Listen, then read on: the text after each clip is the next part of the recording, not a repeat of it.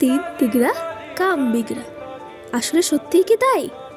Hello everyone, তোমাদের সবাইকে আমার এই ছোট্ট ভিডিওতে অনেক স্বাগত। ওয়েলকাম টু মাই চ্যানেল সাই গুবলু। বহু প্রচলিত একটা প্রবাদ আছে, তিন তিগড়া কাম বিগড়া। অর্থাৎ একের থেকে দুই ভালো, কিন্তু যখনই তিনজন হয়ে যায় বা তার বেশি হয়ে যায়, কাজটা নষ্ট হয়ে যায়। জানি না কতটা কি ঠিক বলতে পেরেছি, কিন্তু কিছু ভুল হয়ে ক্ষমা করো।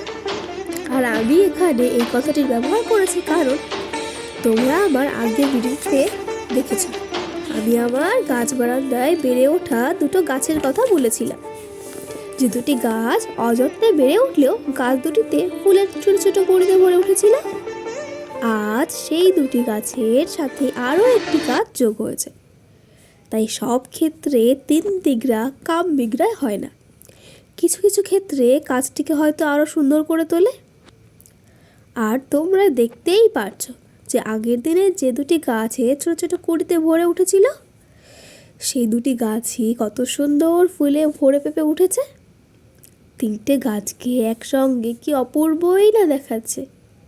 আর তার সঙ্গে আমাদের ছোট্ট ব্রাউনিকে আরও বেশি করে অপূর্ব সুন্দর লাগছে।